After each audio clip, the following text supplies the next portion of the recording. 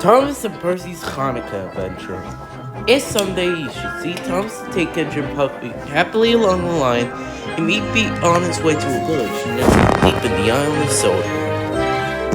One December, Thomas whistled to all his friends, "It's nearly Chanukah, and I'll bring you lots of letters and latkes." But a week later,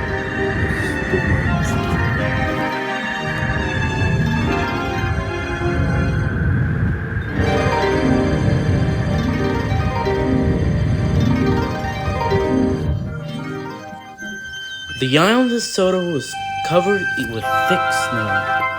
The engines found it difficult. Some had to help clear snow from the track, and workmen hacked away the frozen banks of ice.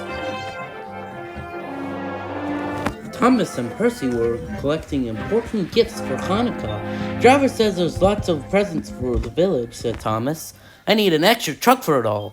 Percy was feeling left out. "It's not fair. You're not leaving any presents for me."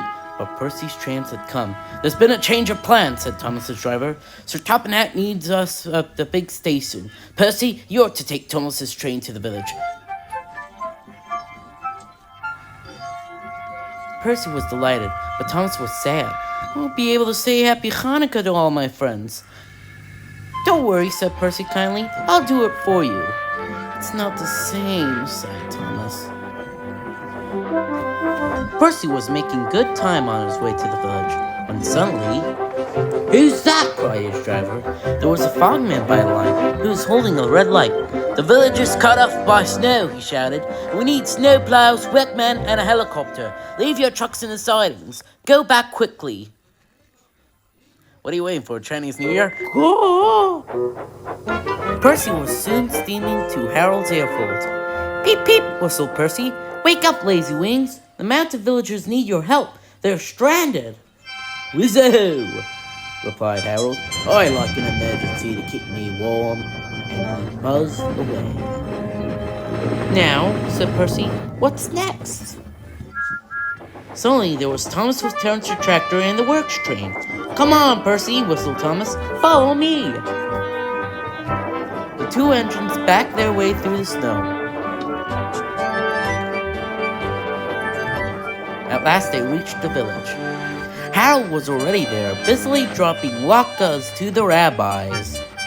"Boy, don't break the eggs." Terrence quickly got to work. "Lovely stuff," he said as he pulled the snow aside. "Well done, Percy, well done, Thomas," cheered the villagers. "You're the best Judah Maccabee this village has ever had." "What's a Judah Maccabee?" asked Percy. Judah Maccabee was an Israeli fighter who fought for freedom in Judea. Percy looked at his funnel. "That's why on Chanukah they light candles, not funnels," said Thomas.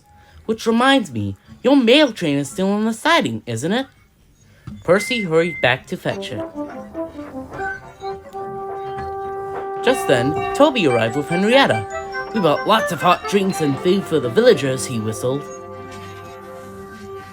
That night, all the engines had gone back to the sheds except for Toby.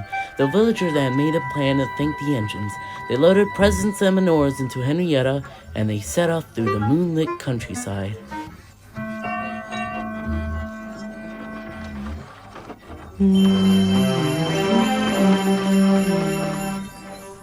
All the engines were fast asleep in the sheds as Toby ran silently into the yards. He had no idea what the villagers were going to do, but he knew it was going to be a big surprise. When the engines woke the next morning, they could not believe their eyes. The sheds had been repainted and decorated. The engines whistled in delight, and everyone agreed it was a really happy Chanukah.